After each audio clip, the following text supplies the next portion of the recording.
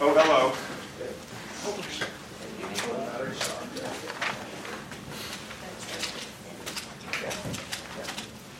Weird vibe this morning. Not as chatty as usual. Got quiet the minute I said hello. Ray's a little bit sullen. What is that? Final weeks of the term. Okay. We're going to finish this stuff today, and then I think we have a slight juggling of the outline. I'm going to start on clustering today because you have some of it in the homework, and then Mike will do spike triggered average. And no, you're going to do spike triggered average. That's basically a full lecture, and the other bits. Okay. All right, so here's where we were last time. I added a couple of things, so I'm going to go back and just quickly remind you where we are. We want to compare models, and we want to compare them based on their error. And when we fit models to data, there's all kinds of reasons that the fits don't come out right, like we can't fit the data exactly, and I went through this last time. You can kind of list 4 things, maybe you can come up with more, but these are the obvious 4 things. And we've been kind of thinking a lot about these 2, and I started talking about this last time, right? So there's kind of, you expect there's always noise in data, there's always noise in measurements, so you expect that there will be some error in your model fitting. You will always have some error in your model fitting, and you expect that, and you kind of want that. Right? It's supposed to be there. You're not supposed to be able to fit every single data point. And if you are fitting every single data point, the chances are you're probably doing this, overfitting. Right? So then you end up in this funny mode where you're trying to, your model is kind of allowing too much, it's trying to grab everything, and you have to push back a little bit and say, no, I want there to be some error. Leave a little bit of error, back off, whoa, Nelly. And don't overfit, okay? And we started talking about how to do that. We're going to talk some more about that today. There are other ways that models fail when you try to fit them to data, and this one is a really bad one. When you're doing optimization, so in this homework set, you'll have an example where you have to call one of the fmin functions in MATLAB. When you call these general optimization routines, it's nice to be able to do that, to use some package that will just handle the optimization. So this is the case where you have to solve an optimization problem, trying to minimize, let's say, or maximize likelihood, or minimize the negative log of likelihood. And unlike the least squares problems that we went through from the beginning of the course, you can't solve everything in closed form. You can't just write down some linear algebra, do some manipulation, and say, okay, I did SVD, I rearranged these terms, and there's the answer. In a lot of problems, you just kind of have an objective, you have to minimize it, it's complicated looking, and the only way to solve that is to call an optimization function. What does the optimization function do? Usually, it measures the gradients of your objective, and it kind of goes downhill until it gets to the bottom. Okay? But you can still have failures, even if that optimization thing successfully navigates the gradient, the terrain, and gets to the bottom. It can get stuck in local minima. You all know that, and we've mentioned it before. And the fix for that is kind of something. You can, if that's what you have to deal with, then that's what you have to deal with. But in general, you want to try to avoid that. You really want to try to arrange your models and work with situations where that is not going to happen, because it's kind of a nightmare situation where you're never going to feel comfortable with the results you have. You're going to always wonder, am I failing because the model is bad? So that's the last thing on the list, like you just have a bad model. You've exhausted all these possibilities, and it doesn't fit the data, not because the data have a little noise, and not because you're kind of overfitting, and not because your optimizer's failing. The model just sucks. You should go back and make a new model. So in some ways, that's a good outcome, because you learned something. You learned that that model's not good, and you have to find a better one. This is a really bad outcome if you get stuck here, if your optimization is not working, because you kind of never really learn anything. You just learn that it's not working, and I'm getting stuck in local minima. And you can play around for a long time trying to fix it. You may not be able to. So this is something really to try to avoid. Okay?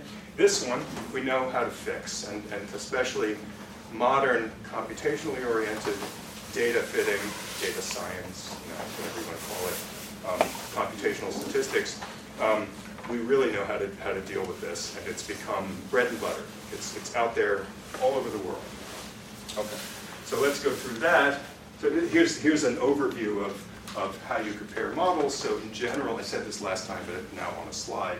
In general, if your models are optimized to fit some objective function, to minimize some objective function, the natural thing to do is to say, okay, that's what I did to fit the model. Then the quality of the model fit is the value of that objective function, because that's what I was trying to optimize, right? And how well I optimize that tells me how well my model fits.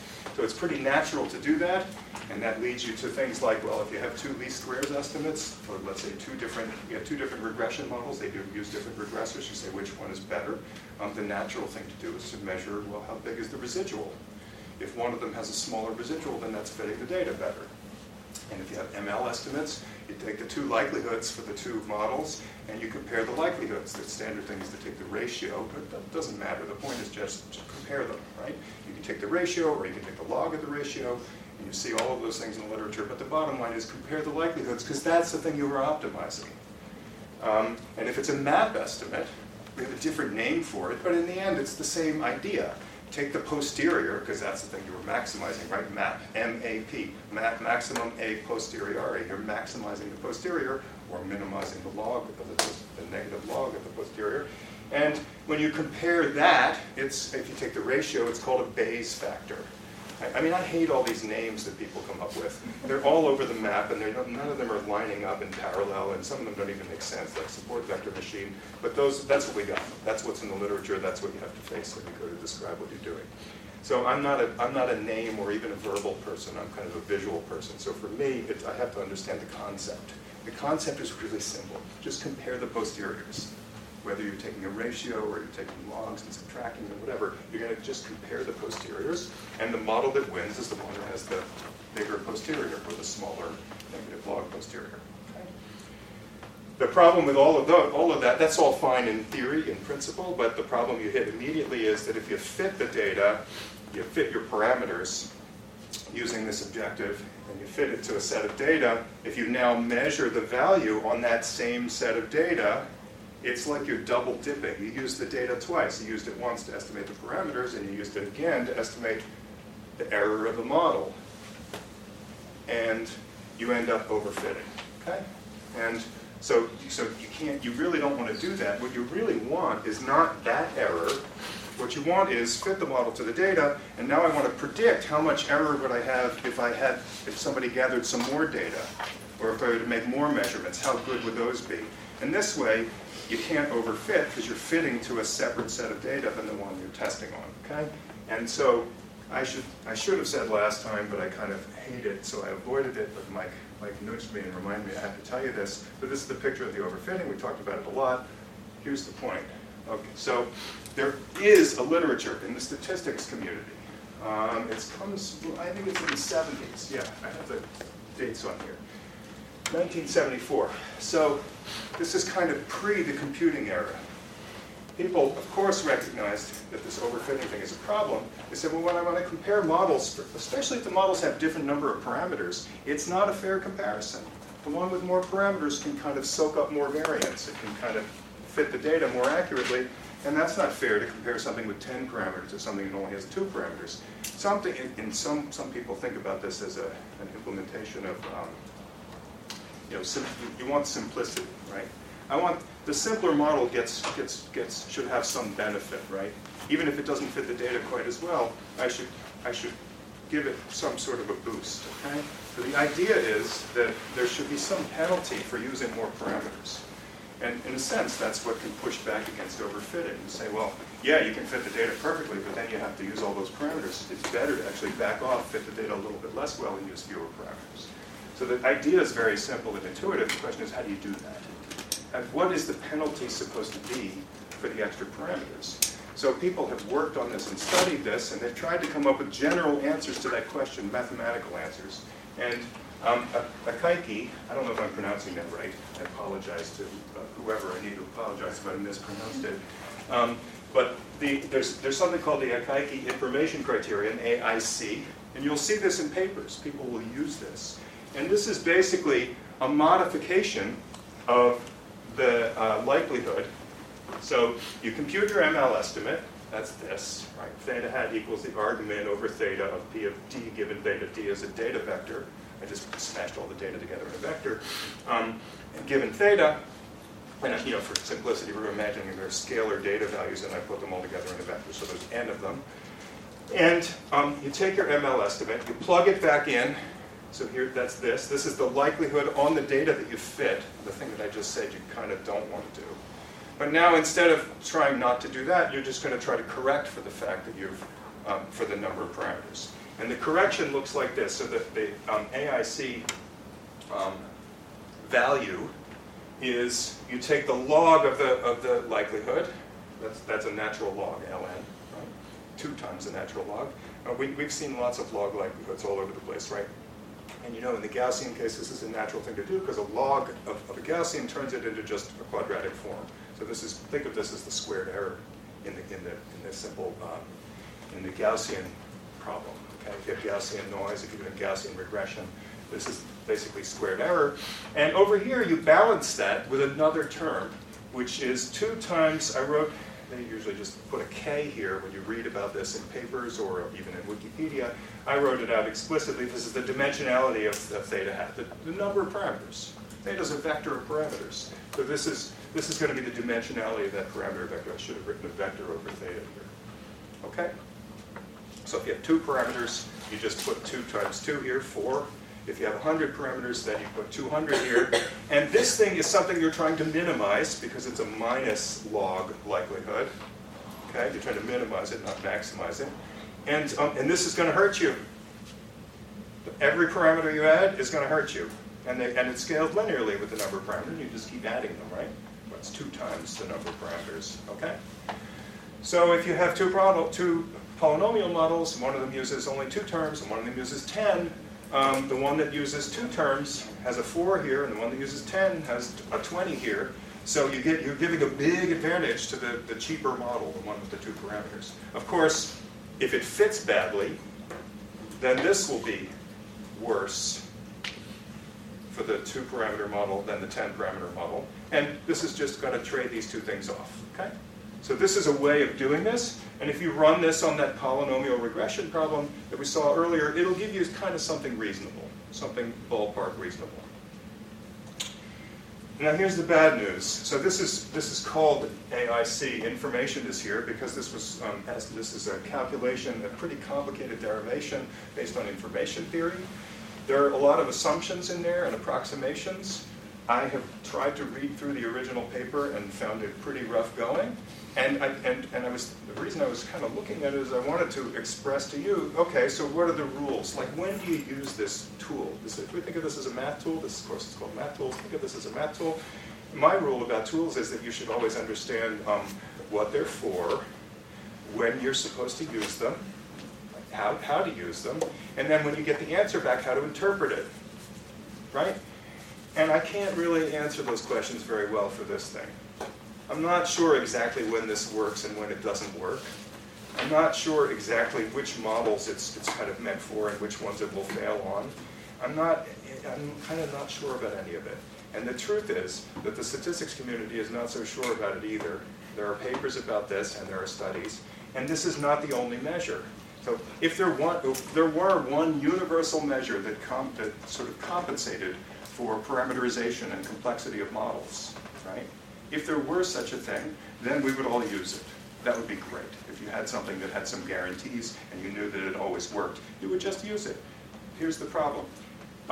Along comes another one. So this is 1978, 4 years later. This is called the Bayesian information criteria. This is a little different. And you look at the form, and it's very similar. So BIC. It's very similar, actually.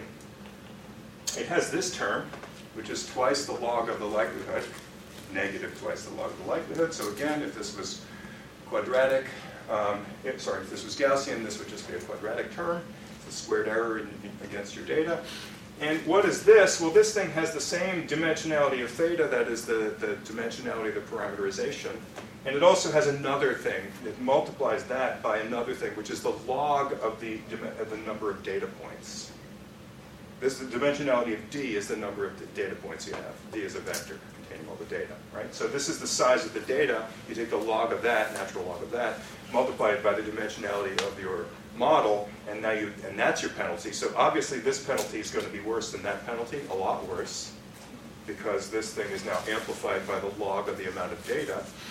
And there's some intuitions for why that's true, although I have to say I find them pretty confusing. I would think that more data means that I have to compensate less for this. But this is the expression that you find. And this is only valid when the amount of data is much larger than the number of parameters. So you can't use this in some of these cases. So in the cases of modern machine learning with deep neural networks, they often have millions or billions of parameters, and you might be fitting that to hundreds of thousands of data examples. Millions of parameters, hundreds of thousands of data examples. This is not going to work. You're outside of the sort of valid zone for using this. Yeah. So the denominator of D is the number of samples? Yeah. But the data also have, the data itself can also do that. Dimensionality, yeah. No, you're right. And I wrote this as if the data are scalars. Okay. So now that you say that, I should sort of double check and make sure that I'm not mixing things up when I interpret this. It's actually the number of samples. Okay, so if the samples are vectors, it's the number of those vectors. But it is the amount of data. Yeah, it's the amount of data. So there's the answer to that. So the intuition that if you have a lot of data, the expectation is that your likelihood needs to be better, or else? Yes, I guess that's the point. It's sort of trading off against the fact that this term should be getting better the more data you add. And so it's sort of compensating for that. At least that's the only intuition I can think of. I told you, I can't really explain this. And by the way, it's worse than that, because this is not the only two. There's something called DIC, there's AIC modified, there's an EIC, there's a whole bunch of them. And so the question is, what are you supposed to use? And I find, it gets into this embarrassing situation where people write papers and they just say, well, I don't know which one to use, so I'll just put them all in. They're not hard to compute, obviously. So if you have your two models and you're trying to compare them, you'll see papers where people will just list each of these comparisons. And I'm not quite sure what it is that we're supposed to do with that as readers or reviewers or editors or whatever, just whoever it is that's looking at the paper. What are you supposed to do with that when you've got 4 different measures? I guess the answer is, if you win according to all 4 of them, then you must be okay. But if you fail on one of them, now what are you supposed to do? It reminds me of, this is a total tangent, but that's okay. It turns out there's no fair way to run an election. And I mean, I've known this, but I guess I now know it a little more formally because I had to run an election recently. And I used an online system for doing this, and we used ranked voting. And there's no clear, definitive, fair way to make a decision on an election. Even if you have a lot of information, if each voter ranks all the candidates, from best to worst, and you have all that information, so you have every person's opinion about the ranking of all the candidates, you still can't make a unique decision. And there are a lot of cases where you get these funny ties that go in circles, and you can't break the ties. And there are, like 10, 20, probably more methods of resolving this. And not any one of them is actually correct. So you end up, I found myself in a situation where we sort of had a tie, and I was like, okay, if I run all 10 of these methods, because I now have them all available, I have a computer, somebody has implemented these, so let's just run them all. And of course, they don't agree. You get 3 of them say this person wins, 2 of them say this person wins, and the last one says this person wins. It's like, okay, now what? Am I supposed to take the one that won most of the tiebreakers? But some of these things are similar, some of them are variations on each other, so it's sort of a nightmare. This is sort of a nightmare, in my opinion. Nevertheless, it gets used, and you will read papers and see these things. You open up the paper, and somebody will say, I compared the 3 models, and I used the AIC criterion. And you should know roughly what that is, okay? They basically took the likelihood, measured on the data that they fit to, and then they corrected it with some term. The exact term depends on which of these methods they used and the exact way that they calculated it. But they did something to compensate, right? And that's it. So, I guess the good news is, at least they tried to acknowledge the fact that they should push back against overfitting. Okay, so that's the good news. All of these things are trying to do the right thing, but I find them difficult to use because I don't know how to justify making a choice of using this one versus one of the others. Okay? And I didn't list any more than just these two because these are the two most widely used.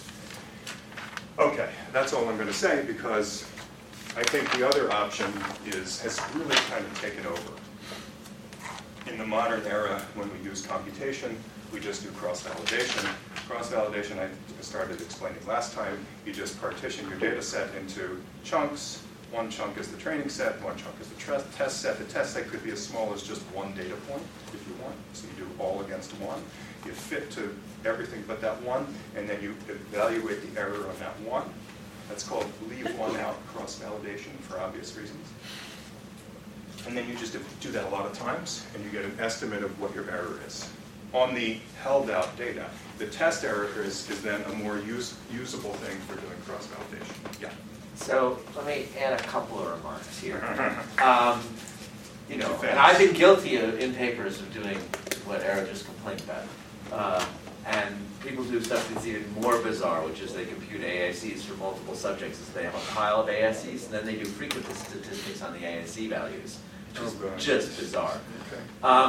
However, when you compare two things by AIC, there's all these assumptions, there's stuff going on in them, but you get a difference between two models. You fit this model, you fit that model, and this model's AIC value was, 10 points better than that one. And these points are in log likelihood. They have a unit, or actually a lack of unit. But the 10 means something, 20 is better, and 20 is the same amount better no matter which time you've applied it. So you've got kind of an absolute scale with all its weird assumptions on how much better this model is. And you can, like we did with frequency statistics, and say, okay, we all accept p equals 0.05 as being enough to justify in conclusion and publish your paper. With AIC, BIC, with Bayes factors, log Bayes factors, there's if this model is 10 times more likely than that one, given all the data I've got, I'll conclude that is strongly suggested that this is a better model. And so there's some sociology there's values of these that say this is sufficiently better than that is reasonably convincing. And so there's scales that people can agree on, is like the field sociology for that. What do you have for cross-validation? This model won the cross-validation contest, but you don't actually have a number that is in a unit where everybody says, this is enough better that I'm convinced. Well, you have the distribution of the cross-validated errors, right? So you look at that distribution. And look so at you the can get a distribution for p the other value model, of how and often did this one come better than that one. That's pretty much all you can do. Yeah. That's right. But the point is that you'd like to have an estimated, how much more convincing, how much more probable in the so if you put one thing that people do, which is not on the board, is to actually say, I've got 5 models, and in advance, I have no idea which model's best. So I'm going to have a prior over models, which is a bizarre idea, as if the models are being pulled from the sky from some, distribution. God is going to pick a model randomly and then make that be the true model, and then you're going to get data from that model. It's kind of a bizarre concept. But you got to have a prior on models, and then pull the crank on Bayes rule, and eventually do the math to get probability of model A given the data, probability of model B given the data. You get a probability distribution across models. And then you could just say the winning model is 20 times more probable than the next winning model. That puts it on a scale like these are trying to do. The BIC has a whole bunch of weird assumptions underneath it. But one thing you can do with the BIC value at the end is there's this thing you can do to it, exponentiate it, it over 2 or something, I forget the exact formula, but it gives you something like a Bayes factor. Yeah. It can be converted into the form that model A is 10 times more probable than model B. And that's a sentence which, even though it's not true because it has all these assumptions behind it, is in a language where people can say, how convincing is that? So whichever one you want to use, you want to at least be able to say, here's how convincing the data are for saying this model's really better than that one. Yeah, and Mike is actually there's something in what Mike just said that was important that I failed to say, so let me say that. So this thing, as Mike just described, this thing, if you exponentiate it back, or if you didn't take the logs in the first place, right? So it's in the form of, then you get what? You get the likelihood, right? If you negate this and exponentiate it, you're going to get the likelihood here. And then you'll get over here something which is this dimensionality raised to the power of that dimensionality, right? If you exponentiate it back. And you can actually use that. That thing is actually an estimate of the Bayesian, the posterior likelihood of your model. And you can use that, you can compare like the ratio of that from one model to another model and use that as an actual measure of the probability of the likelihood, the posterior of the models. This thing is not. This thing is meant to be used only in relative terms, i.e. when you're comparing two models on the same data set. And the number that you get out of here is not a meaningful number in terms of absolute goodness of fit.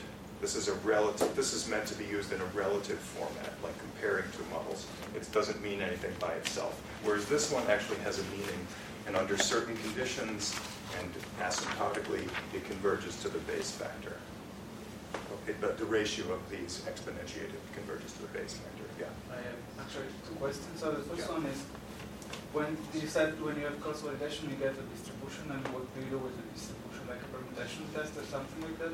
Yeah, you can do a permutation test. I mean, what you're doing is trying to figure out, you have, model 1, a distribution of cross-validated errors, and model 2 has a distribution of cross-validated errors, and what you're trying to do, intuitively, the idea is very simple.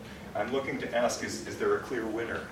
Is one of these this distribution is clearly larger than the other, so what you want to measure is how far apart are they relative to their spread. So think D prime, if we go back to the sort of signal detection descriptions, right? So that's intuitively what you want to do, and you can express things in various ways. You can do a permutation test, you can express a p-value, you can do various things, but that's what you're after. Right? You're trying to say that this one is definitively better than that one. And obviously, if these distributions come out, looking like that and that, then you're not really going to declare a winner, right? The two models are basically the same. There's not a significant difference. And the other question was, so when you have something like very complicated, like for example, mixed linear model, something like that, and you have a lot of parameters. I mean, how do you define those priors? Well, this didn't require us to define any priors, right? Mike was describing a Bayesian interpretation where you put priors on the parameters or priors on the models. This didn't require that, right? This is just a likelihood. And this is just something you compute. And this one, under some conditions, can be interpreted as putting in a prior and compensating for the prior. But I don't even understand the conditions, so I can't even answer that. But one can go full Bayesian, put priors on all the parameters, decide on priors because you actually know something, or decide on having the least knowledge priors, what do they call non-informative priors. Non-informative priors. And then turn the full crank on all of Bayes' rule to get a probability of models. One can do that. It's often you already get the computationally sense. infeasible. This is why the frequentists say, this is no good. You have no right to be putting priors on models because you're going to cheat.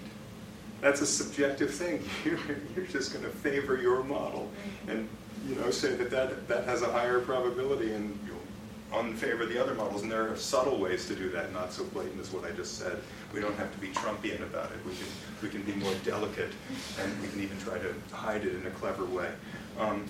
So it feels like cheating.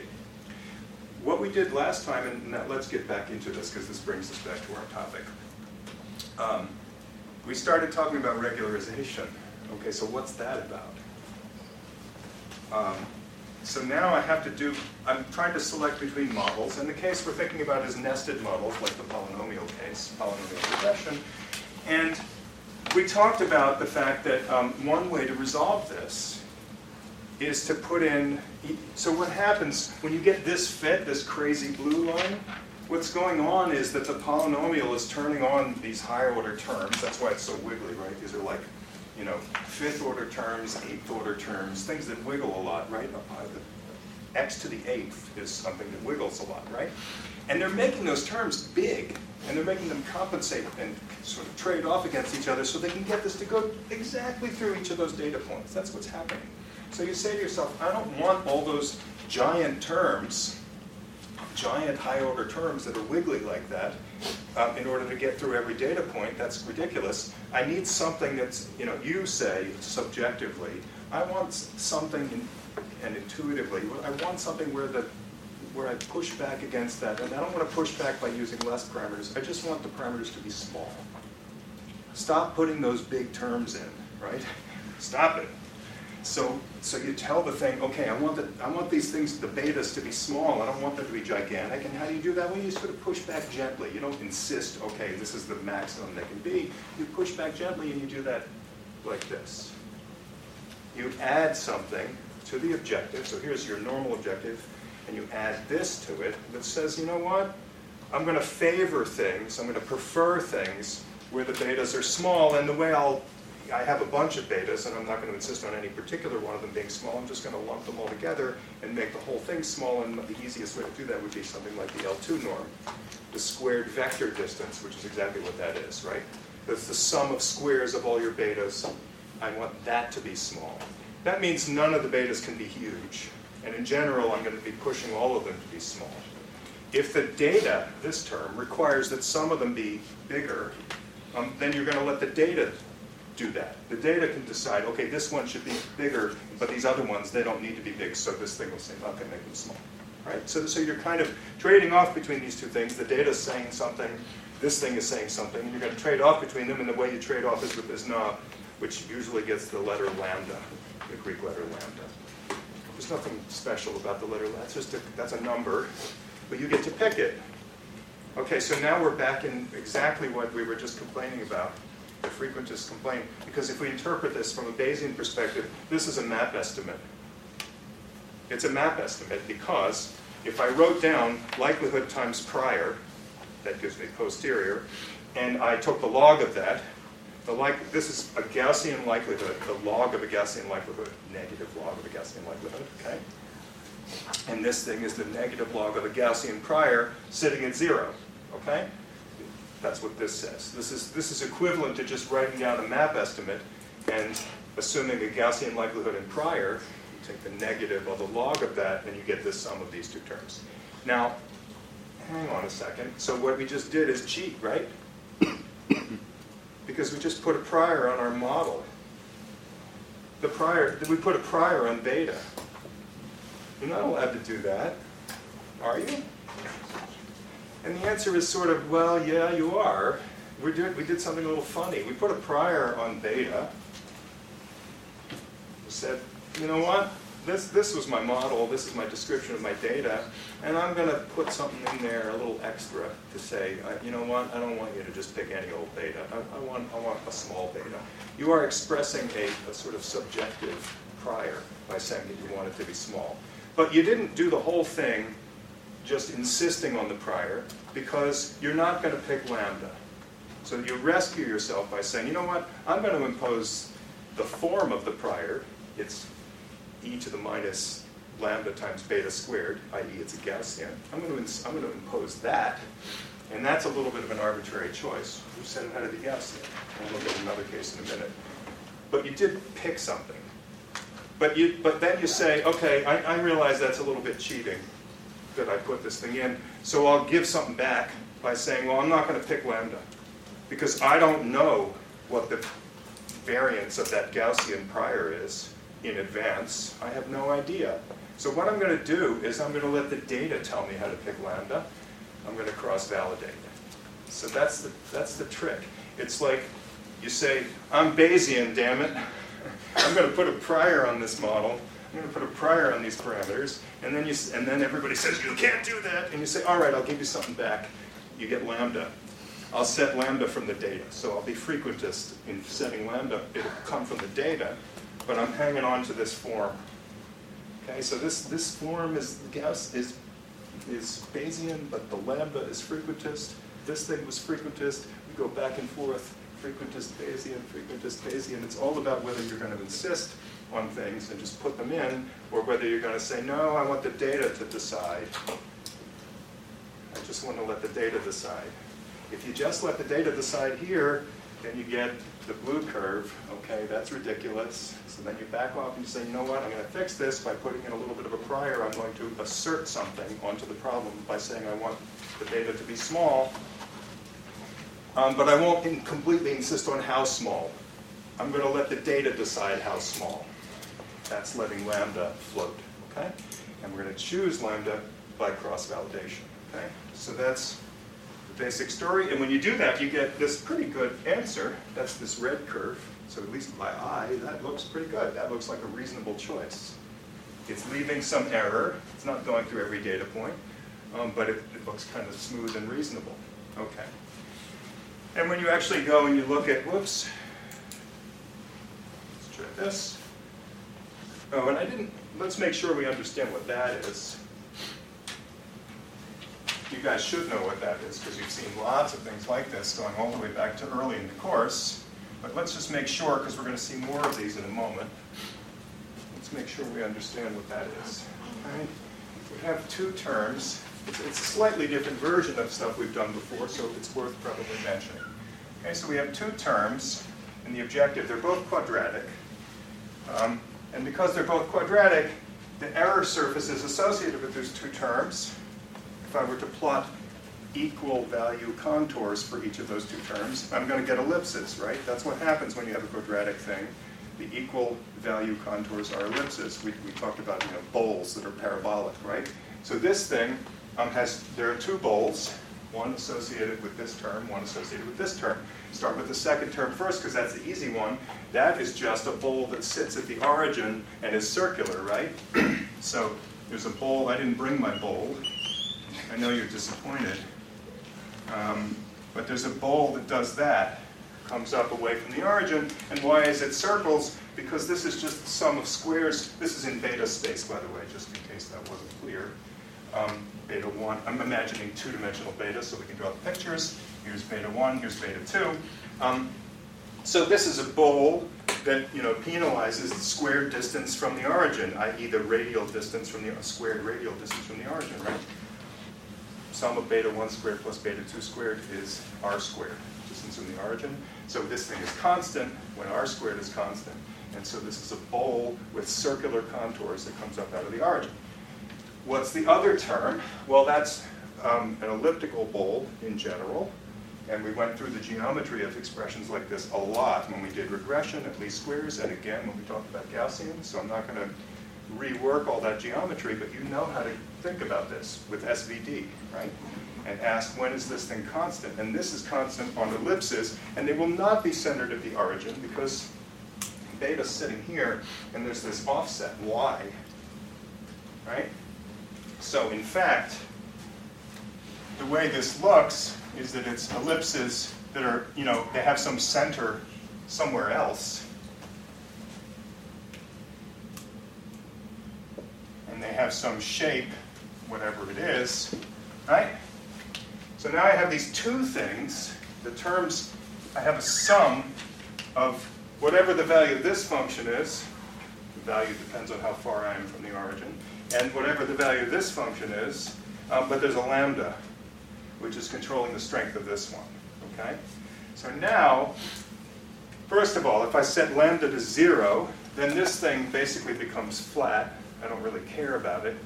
Basically throwing away the second term, all I care about is the first term. And if I want to minimize that, then the answer is obvious. It's just the bottom of this bowl, right? If I let a marble drop, it just rolls to the bottom of this bowl. If I instead turn this on a little bit, so it has a little bit of strength, it starts to pull the answer from here toward here. And how does it do that? Well, I tried to draw this so we could see it. Let's see if I can mark off some example points. Each time you change lambda, you're going to amplify this bowl. That bowl just sits. It doesn't have anything in front of it. This one gets multiplied by lambda, so you're kind of making it stronger and stronger. And as this gets stronger, it starts to pull things over here. So you start out with that solution. That's the lambda equals 0 solution, right? And if I set lambda to, I don't know what, something, I'll get to this solution. Well, how did I pick that? I have this ellipse intersecting with this circle. So there's some lambda that would give you a trade-off so that those two things added together is the best you can do. There's a tangent point of both of these things. If I go a little further, then I end up here. If I go a little further, I end up here. And if I keep going, I know I have to end up, if I make lambda really, really big, then the only thing that matters is the second term. If lambda gets huge, you basically ignore the first term. And then the answer is to put it at the origin. I said that last time, right? If lambda's huge, then the best answer is to pick beta equals 0. Because if beta is anything away from 0, then this huge lambda is going to make this term huge, and that's going to dominate everything. So you don't want beta to be anything other than 0 if lambda's huge. So this is lambda, let's say lambda equals infinity. Or maybe if we want to be more mathy about it, we say this is when lambda goes to infinity. We don't have to set it equal to infinity. Infinity is not a number. Just set it to something gigantic. How gigantic? Well, I don't know, but eventually you'll get there. So just make it big. And you end up here. And obviously, what we have is kind of a trajectory of solutions that start out here when lambda is 0 and dive to the origin when lambda is infinity. Okay? And all you're doing, turning this knob lambda, is controlling, like, how small is my beta? When I turn lambda up, I make beta smaller. I pull it to the origin. And it doesn't follow a straight line. It follows a line that's, well, actually, this describes the line that it follows. This is the form. You've seen this also several times. This looks like the regression solution. If I get rid of that lambda term, it is the regression solution. But if you include that lambda term, it shows up here, lambda times the identity. So this is a modified version of this correlation matrix with a lambda times the identity in it. And as lambda gets stronger, this eventually just is equal to the identity. So the solution is something that follows a curve expressed by that. You could plot that out in MATLAB and see what it looks like. And roughly speaking, it does something like this. Okay? So that's the geometry of the situation. All right. Now, we can go back to all of let's just see what this does for us. Let's do that. So this is a plot of the predictive mean squared error. Okay? This is the mean squared error you get just fitting the data and asking how good is the error. So that's the error you get when you're sitting up here. Right? That's lambda equals 0. This is a function of lambda. Okay? And so the dashed line, that's just a fixed value, which is what you get for doing the linear mean squared error, the sort of standard least squares problem. Okay? When you put in this ridge regression term, the lambda term, and you change lambda, initially, the cross-validated error is better. It comes down. It's better than what you were getting here. Even though this fit the data better, fit the training data better, this is better in terms of predicting the error on future data. So it gets better, better, better, better, but at some point, right around here, lambda, I don't know, 6, something like that, it starts to get worse. And why does it start to get worse? Well, now you're making beta too small.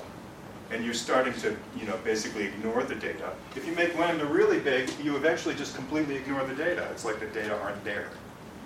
And obviously, that's going to eventually hurt you. If the data express anything about what you're trying to achieve, then pulling lambda all the way to here, pulling beta back to the origin is going to hurt you. You're not going to explain anything. So at some point in this compromise, there's kind of a place where the data says, it's a combination of what are the data and how many data points do you have. But the data are going to say, that's about all I can tell you. Can't tell you any more than this, or I can't guarantee any more than this. And if you keep going, this is going to get worse. Okay, so you stop here. You minimize this, which is the predicted error on future data, based on the fit to the data you have. Okay. And also shown on this plot are two other things. We're separating, this is a mean squared error, predicted mean squared error. We can separate that into bias and variance just to emphasize something. When you're here at lambda equals 0, you have no variance beyond the, you think of it as you're fitting all the data.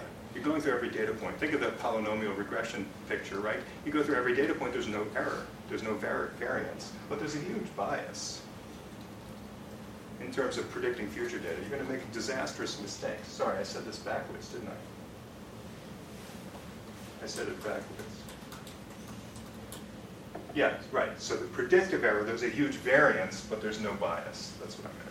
And what happens as you increase lambda is the variance comes down. That crazy polynomial fit starts to get a little bit more reasonable and tame, and it starts to do a reasonable job of predicting future data. But you're now more and more biased.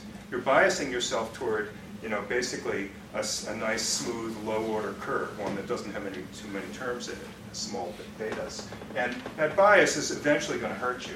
It hurts you right from the outset, but it hurts you less than the amount you're gaining from decreasing the variance, right? So the bias and variance are trading off here as you increase lambda.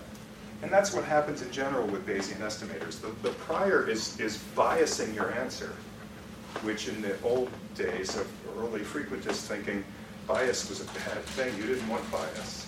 But the idea here is that actually you do want bias. If it represents kind of the correct sort of distribution of things out in the world, you do want that bias. That's actually the right thing. So you want some bias, and you want some variance, and you want to trade those two things off against each other. And that's what this lambda is doing.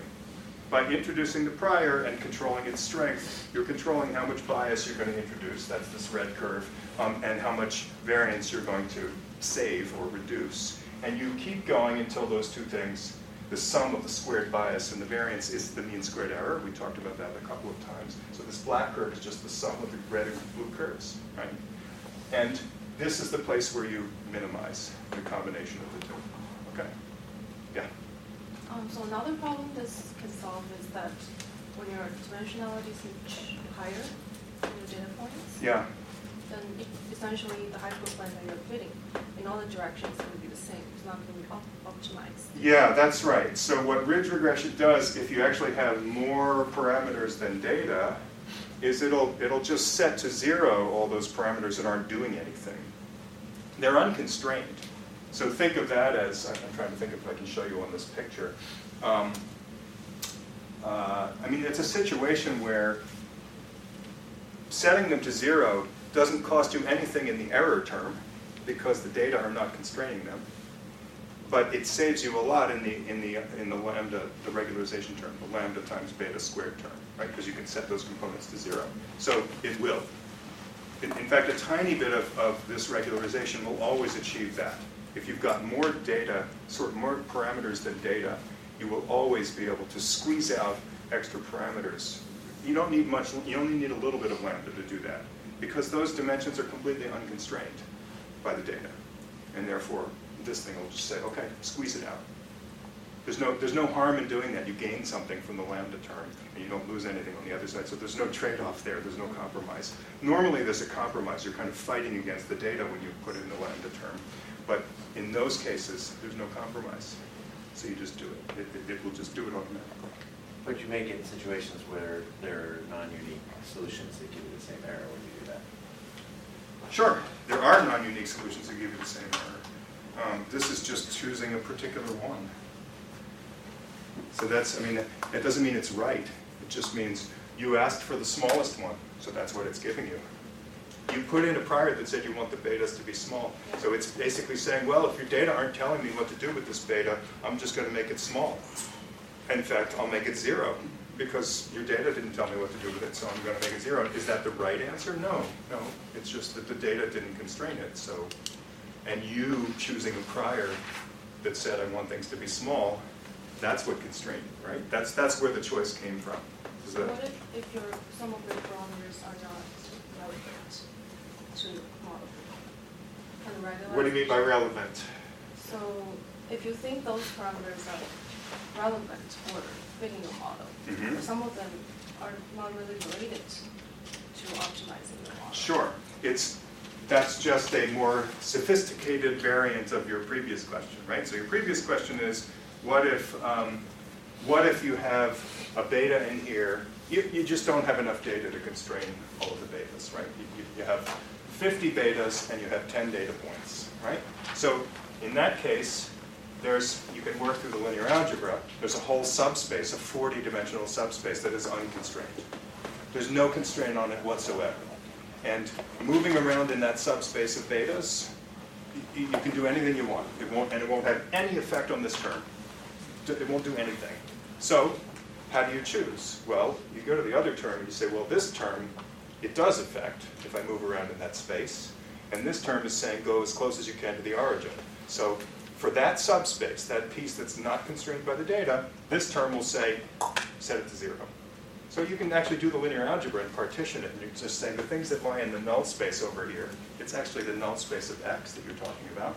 The things that lie in the null space, I could partition my beta into the piece that's in the null space and the piece that's not. The piece that's in the null space, this term doesn't affect. This term sets it to 0. The piece that is actually affecting this term, okay, that's where you get the trade-off. You're going to have to trade off, the two terms and figure out where you want to be. Because this is all quadratic, you can write the answer down in closed form. There it is. You already know how to do this, right? And by the way, everything I just said you can see in the linear algebra. X transpose X if it's not full rank, if there's a null space, right? And you have to invert this, right? See the -1? This is an inverse of a matrix. If you don't have that lambda I there, and you have more parameters than data, this is not invertible. Because X is a short, fat matrix, and X transpose X will be, I guess this might actually be backwards. It might be that this should be X transpose. Does that sound right? No, it's X transpose X. I'm saying something wrong. It's possible dimensions are flipped here. But let me just say the concept, because we've already been through this math multiple times, okay? This thing, if you have too many parameters and not enough data, this thing is going to take a high dimensional space, squeeze it down to a lower dimensional space, and then this thing will pull it back out to the higher dimensional space. You're asking now to invert that matrix.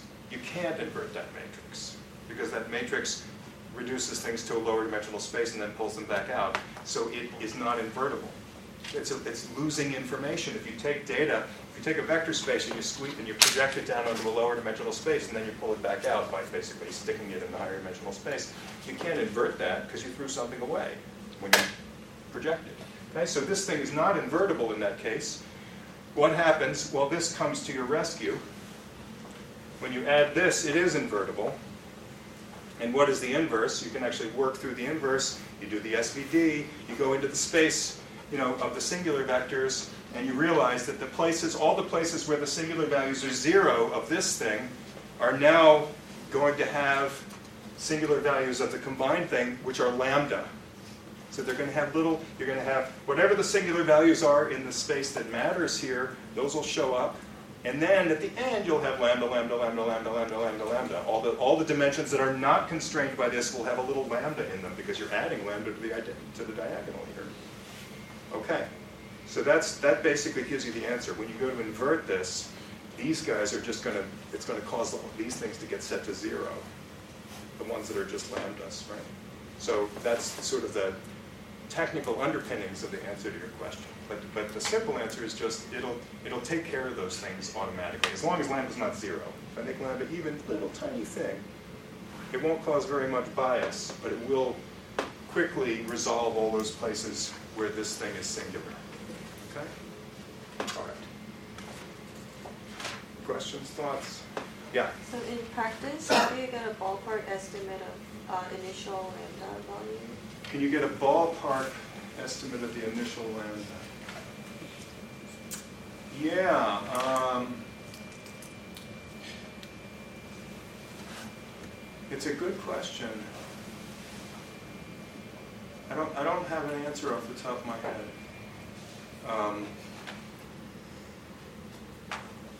You can certainly do something if you're worried about over-parameterization, what Daisy was just asking about. You can certainly look at the singular values of the X matrix and look at what that distribution looks like. And if you see that a bunch of them are 0, or let's say small, you could start out by choosing a lambda that will try to stabilize that, right? So pick a lambda that's like equal to one of the smaller ones, or say bigger than the smallest one. That one might be a reasonable starting point, because then the idea is I'm going to pick a lambda that is at least big enough to take care of the fact that I have extra parameters that are not constrained. Right? That's like a severe case. of overfitting. That's not really going to solve the full problem. It's not going to be the right lambda, because it might be that there are other things that are only loosely constrained, and you don't have enough data to really constrain them. And in that case, you still would like lambda to sort of push back on those. So you can't really figure this out unless you do something like cross-validation. But you could start with what I just said. And you guys know how to do that. Do singular value decomposition on X and look at the singular values. You know what that means. So that would be a reasonable place to start. Okay. All right. I told you a few minutes ago that this was a little bit arbitrary. It's subjective. I just decided to put in an L2 norm there because I want my betas to be small, and my definition of small, remember this is a vector space, it's not a scalar. If it was a scalar, then I know what small means. Small is small, like close to 0. But in a vector case, there's a geometry associated with the word small. And what counts as small? Is this small? Is this small? I mean, is it just distance to the origin? Maybe that's the most natural choice, and that's why we start with this, ridge regression, which is just putting in a quadratic thing to represent small. But we didn't have to do that. And in fact, something happened in the 90s that really made a huge impact on statistics. It's weird that statistics, a hundreds of years old subject, is still evolving and learning things. And I told you before, in the beginning of the course actually, that statistics has radically changed because of computation. But it's changed for other reasons too. And it's weird that for all those, I don't know, 150 years, or it depends how far back you want to go. You can go back many hundred years. All that time, people understood things about least squares, and they even understood things about ridge regression. Ridge regression is pretty old. I'd say it's kind of at least 80 years old, maybe older, because sort of Bayesian estimation goes back that long, to the 40s or even earlier. But so strangely enough, it's only realized kind of in the early 90s, maybe the late 80s, that if you choose a different definition of small, you get a different answer. And sometimes that answer has some nice properties that are worth thinking about and maybe taking advantage of. So this is what that is. So here's something called L1 regularization, or LASSO. LASSO stands for Least Absolute Shrinkage and Selection Operator. Good Lord. Well, it's a cute acronym anyway. So this is called the LASSO. And what is the LASSO? It's just add a regularization term that is not the quadratic one that you might think of first, but it's an L1 norm. Let's look at it in one dimension first. An L1 norm is the L1, remember the LP norm is the sum of the components raised to the absolute values raised to the pth power, and then at the end you take the pth root. That's an LP norm. An L1 norm is, well, just raise them to the 1 power, i.e. don't raise them to any power, just leave them alone, and take the absolute values. So the L1 norm is just the sum of the absolute values of the terms. And we've seen this before, right? When we talked about when you wanted to minimize the absolute deviations of a bunch of data, I have a bunch of data and I want to measure dispersion. You didn't have to use the quadratic error. It's the most standard one, the sum of squares, but you didn't have to. And we said, well, what if you take the absolute values and just add them up? You can do that in MAD. It's the mean absolute deviation. That's a measure of dispersion. And what's the thing that optimizes the mean absolute deviation? You remember? It's not the mean of the distribution.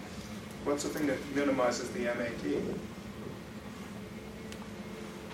We had it on a slide. We talked about it briefly. Anybody remember? Median? Median.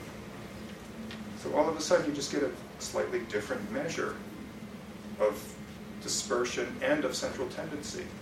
And who said that we shouldn't use that? Maybe that's better. Well, you know, what's said is a couple hundred years of mathematics and linear algebra and lots of things that we do that say quadratic things are nice. Quadratic things are nice. Quadratic things are nice in the geometry, circles and ellipses. That's why we use all that stuff. But we didn't have to. We could try to go it with other measures. We could make decisions if we want to measure deviations with absolute value instead of squares, and we get different answers. Now, sometimes those answers are a disaster. Basically, you get into a situation where you can't do the optimization. You say, okay, this is the thing I want to optimize, but now I can't optimize it, so I'm going back to least squares because I know how to optimize that. It's just SVD.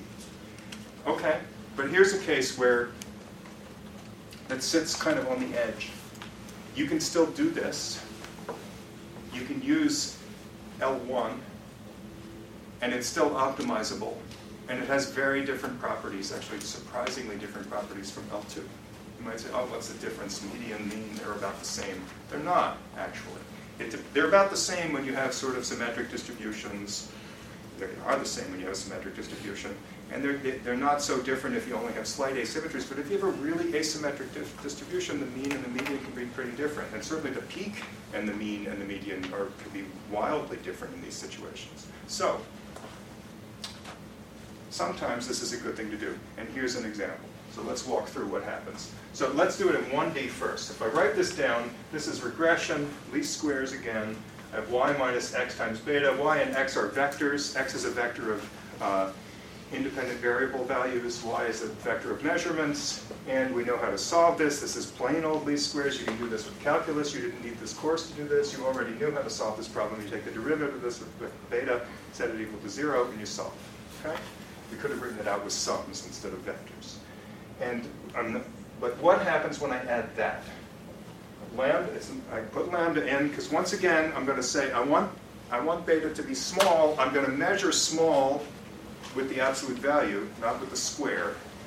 And but I'm not going to say how small lambda should be. I don't want to insist that much. So I'm going to put in a little knob, that's lambda. And now we're going to turn the knob according to the data and figure out what lambda should be. Okay. Just for simplicity, I'm going to assume that x is a unit vector, or I'll rescale things so that it is. It just makes it easier to write down the answer. So let's just quickly make sure that we see what the answer should look like. How do you get the answer to this?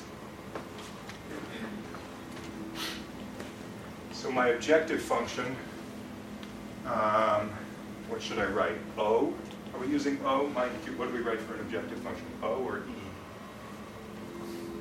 Quick. Okay.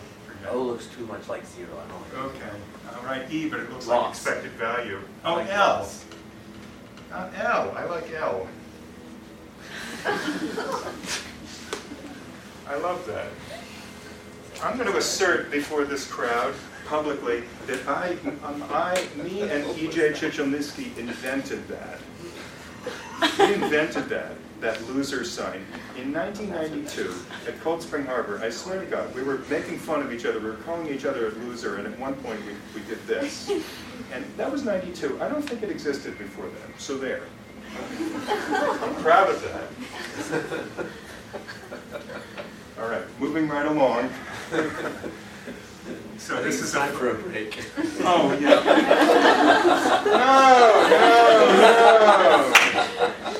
No. I'm going to write this, and then we'll break. Jeez. The minute you stop to make a silly comment, they want to break. I should have known that. Okay, so that's what we're minimizing, right? Differentiate that with respect to beta, so d by d beta, and what do we get? Well, this thing, you guys know this because you've seen it a whole bunch of times. You get, you're going to get x transpose times y minus beta x here, plus, actually let me write this, plus or minus lambda. Why plus or minus? Because if beta is positive, then the derivative of this, then absolute value of beta is just beta, and the derivative of this with respect to beta is just 1. Or actually there's a lambda in front of it, so it's lambda. If beta is negative, then absolute value is negative beta, and then the derivative is minus 1. Right? To relate to the graph, you're probably going to need the 2 on the first term. Right? The 2 on the first term. So the derivative of x Yeah, oh yeah, sorry. Yeah, thank you. Thank you. Okay. So let's just, and then we're going to set that equal to 0. So what we're going to get is, and remember x transpose x I'm assuming is 1. So when I write all of this out, I'm going to get, let's see, I'm going to get beta hat equals x transpose y, right? Let me make sure I get this right. Plus, it's going to be plus lambda I guess it'll be minus lambda when beta is greater than 0, and it'll be, this is a weird thing to write, but it's, and then it'll be plus lambda when beta is less than 0. Okay, take a break, we'll come back and walk through what that is, although it's already on the screen.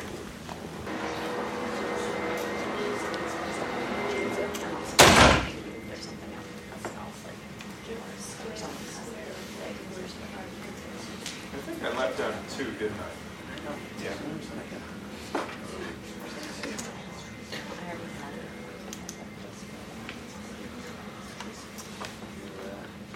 Okay. Let's, we good? Okay. So, you differentiate this thing, and what do you get? Well, the optimal solution is supposed to look like x transpose y. Let's just be clear. The ordinary least squares solution, the one that we would normally get, is x transpose y. You guys know it as x transpose y divided by x transpose x, right? That's the solution to the regression problem.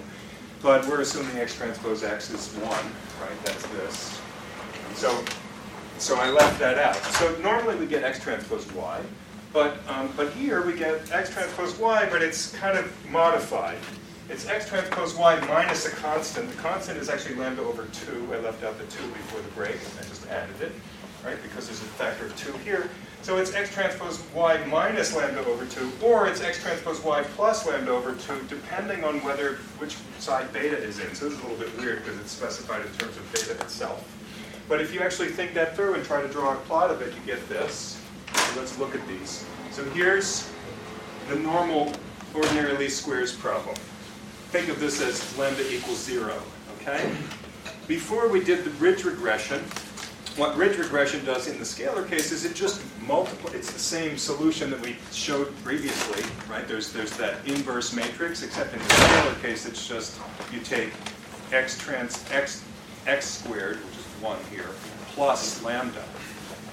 Okay? So you're going to divide by, instead of dividing by 1, x squared, you divide by x squared plus lambda. So depending on what lambda is, you're going to actually multiply all of your values. That is, your beta is going to come out smaller by some factor. So the beta, the estimate of beta that you get there is this blue line. It's just a straight line, but it's lower slope, right?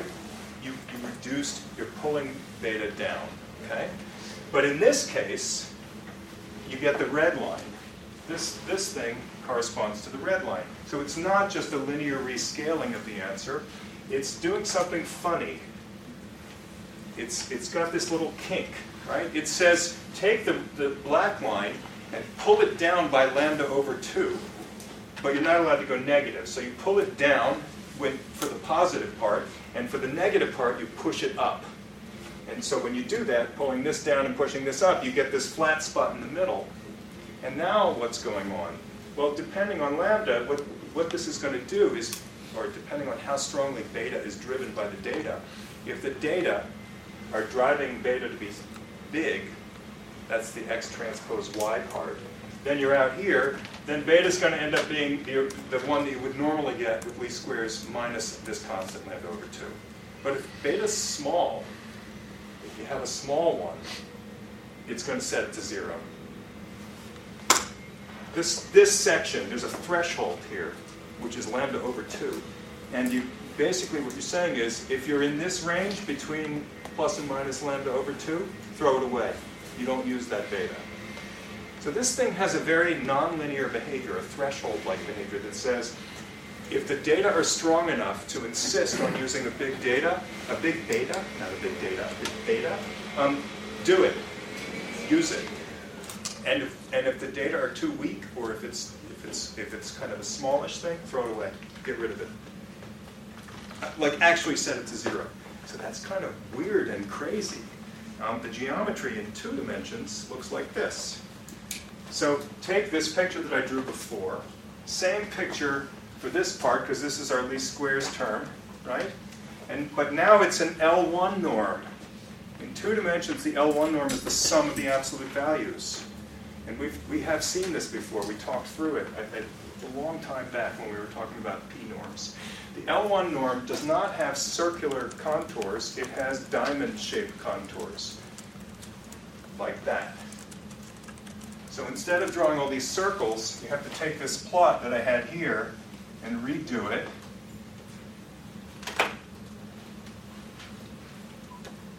With diamonds. Lucy in the sky. Diamonds on the soles of her shoes. There's all these songs that pop into my head.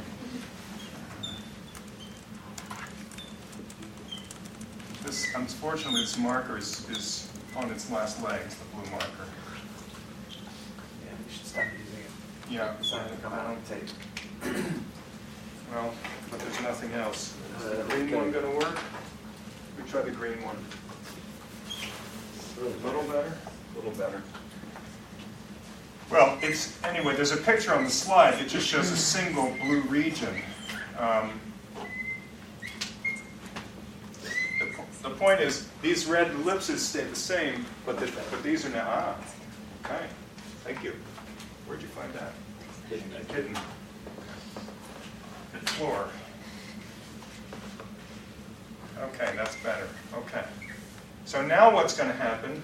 Well, it's the same story as before. Lambda's controlling the strength of this guy. If you set lambda to 0, you're here. So that didn't change. Now what happens is I start increasing lambda. The first place where I see an intersection might be like something like this, right? So this is an ellipse hitting the face of this diamond, and that's the best point. But if I make this a little bit bigger, I get to a place where the ellipse, try to draw this particular ellipse. There's an ellipse that would come through here. And all of a sudden, it's not hitting a face like this, it's hitting this point. And if I keep going, the next ellipse will hit this point. The next ellipse will hit this point, and eventually, again, when lambda goes to infinity, I get to here, right? That's lambda equals infinity. So it's the same picture as before.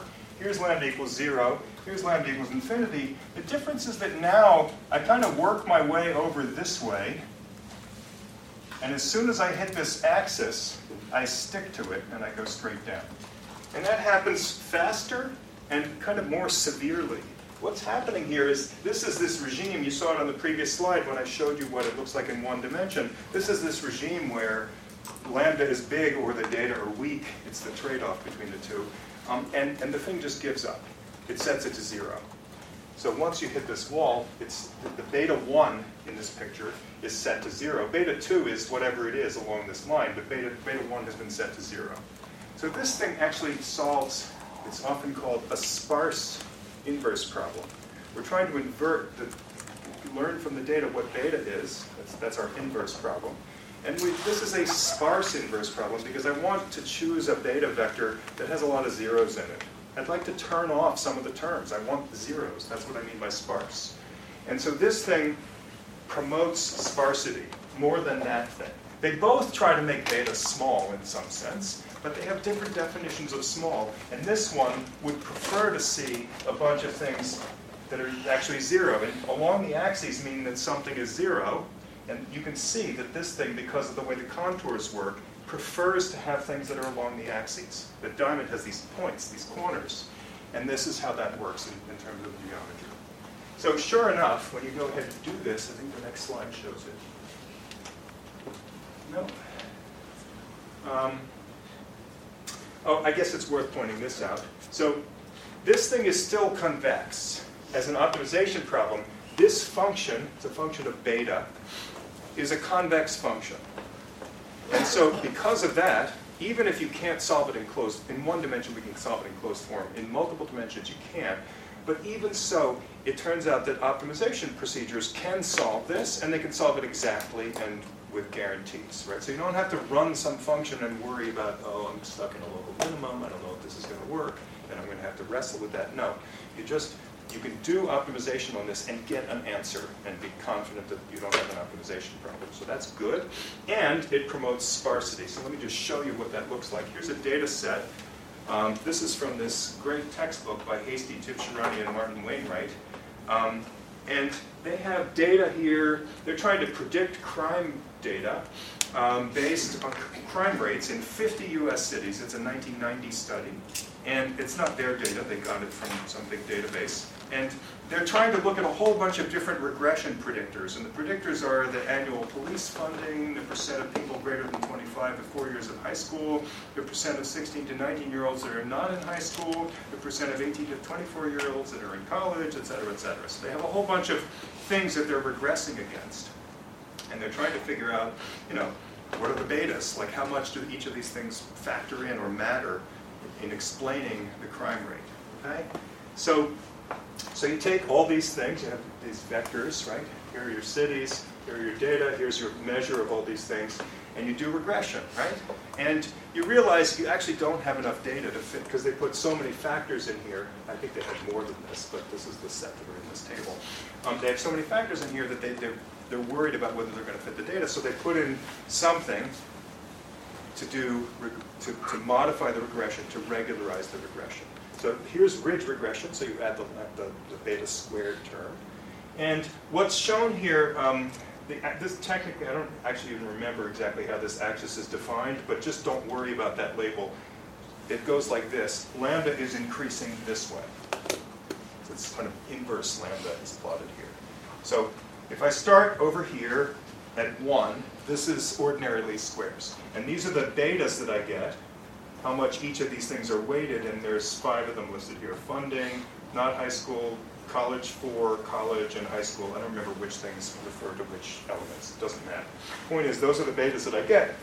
As I increase lambda, what happens? Well, first of all, what did I tell you over here? If I start with lambda equals 0, that's the ordinary least square solution. As I increase lambda, I know that eventually I'm going to dive into the origin and everything will be 0, and that's exactly what you see. You start over here, and everything goes to 0, okay? This is not plotted in the multidimensional beta space. This is just each of the betas plotted on the same graph as a function of lambda, okay? So here, as lambda increases, these things are going to get drawn towards 0, and they get drawn at different rates. You can see that. And you can see that, well, this one kind of dives quickly, but then sort of gradually settles in. This one does something a little funny. It actually reverses sign. But that can happen, actually, as you turn up lambda.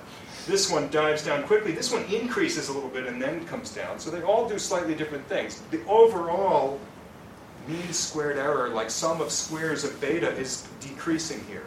If I take the sum of squares of these numbers at each of these values of lambda, it's going down. Why? Because as I increase lambda, I'm increasing the strength of that term. It matters more and more, and it's pushing more and more on the total sum of squares of these guys. So they're going down, but they go down at different rates, and they trade off against each other, and they do something a little bit funny. Now look what happens when we do L1 regularization. It's a very different picture.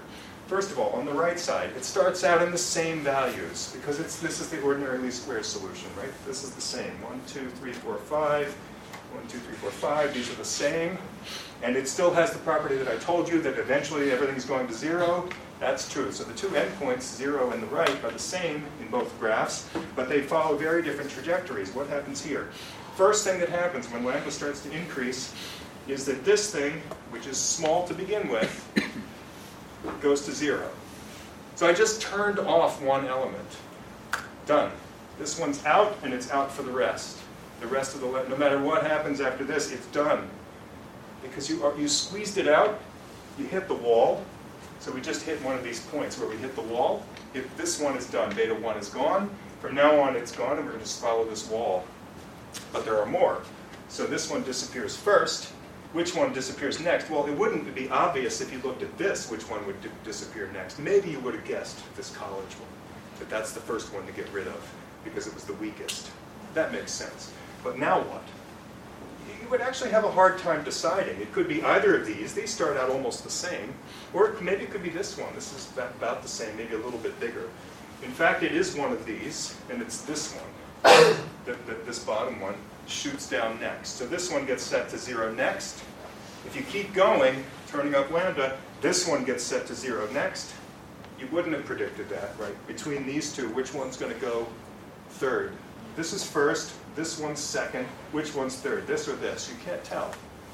But this gives you an answer immediately. This goes next, then this, and then this is last. So it's sort of, doing something very interesting. It's giving you some sort of a ranking or ordering of these terms, telling you which one to leave on if you're going to have to choose. And it tells you, you know, and you kind of get a picture of how quickly they disappear. If you cross-validate this, I think the dashed line is the cross-validated solution in this particular problem for this particular data set. Right? So you can now do the same thing that we did before, adjust lambda and look at some cross-validated holdout data to compare and measure the error, and you're going to pick lambda to minimize that, and this is the one you end up with for this data set. Okay? So if you use that, you would turn off these two terms, and you would say that the primary regressors, the things that matter in this problem, are this one, and this one. 3 of them, 3 out of the 5. Okay, so you see now that the way you regularize matters. It changes the problem, and you are imposing that somewhat arbitrarily, but at least there's an intuition or an explanation of what it is that you've chosen and why. If you choose lasso regression, the answer is that you're trying to find a sparse solution. You're looking for something that is easily optimized and still going to give you a sparse answer. Okay. It is worth pointing out something interesting, which is obvious once you see it, but not obvious when you're thinking about this in terms of the regularization. So let me go back for a second. Actually, let me go back here. In this picture, this ordinary least squares is the thing that fits the data best, right? And once you introduce this lambda regularizer, it's going to pull your answers down. If your answers were smaller than lambda over 2, it's going to actually set them to 0. But if they were larger than lambda over 2, it will still pull them down. It's not going to leave them where they were. You might say to yourself, well, actually, the only reason I was using this whole thing was to figure out which ones I could throw away. And what I don't like is that after I've made that decision, okay, some of them got set to 0, that's good. I could have gotten a better fit to the data, because this thing not only threw away the ones that I didn't need, but it also biased the other ones, right? It gives you a biased estimate. It causes these to be biased downward, or these to be biased upward. So you could, if you want, if the only reason you're using this is to figure out which ones to set to 0, you can use it, cross-validate, figure out which ones to set to 0, and now do this. Wrong slide. Sorry. Here. So this is called the relaxed lasso. I have an image of a cowboy in a hammock. That's all I have to say. The relaxed lasso is to reduce the bias that you get in the answer. You first do the lasso, cross-validate to get lambda, pick out which terms are getting set to 0 and which ones are not. Now go back and refit your data, ordinary least squares, but only with the terms that survived the lasso. Only the ones that were lassoed. Back to the cowboy, right? Everybody knows what a lasso is? That's when you tie a rope in a circle and swing it over your head and throw it out and capture a steer or some sort of bull. No? No, everybody's looking at me weird. That's because I don't know how to throw a lasso. That's fun.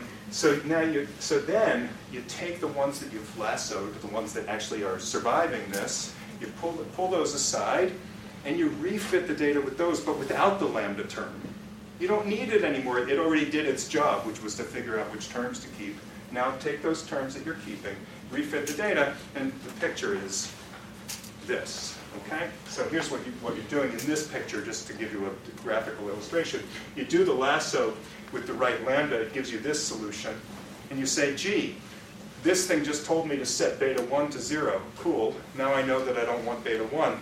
But the beta 2 that it gave me was kind of biased. Let me go back and get a better beta 2, still insisting that beta 1 is 0. And that's the answer. You can see it, right? I'm asking for a point along this line. Beta 1 equals 0. Beta 2 is whatever. But I'm refitting beta 2 to give me the best error. And the best error is now, how close can I get to this point? This is the ordinary least squares solution. And these ellipses are expressing that. And I'm asking, what's the best solution that leaves beta 1 off but is as close as possible to this beta, and you know how to solve that. I mean, this is just a regression problem, normal regression problem, where you throw away the extra regressors, but the picture is that your solution now goes from here to here. What you just did is undo the bias that the lasso was causing. The lasso pulled you down to here, it gave you a worse error, that's this red line, and you pulled yourself up here and got a better error, that's this blue line, by getting rid of the regularizer. Everybody following? Okay. It's a simple procedure, and it's sort of obvious. And this allows you to kind of retain the best of both worlds. You get to make this choice about which regressors you need, but you get to not have your answer be biased by the fact that you make that choice. Yeah? Does that give you a better cross-validated error? Yeah. It certainly can. I mean, all of these things you can fabricate examples where they'll fail. But in general, if your data really did come from something where only a few terms were needed to generate the data, if it really is caused by a small number of those, let's say, regressors, then this will give you a better answer, yes. Okay.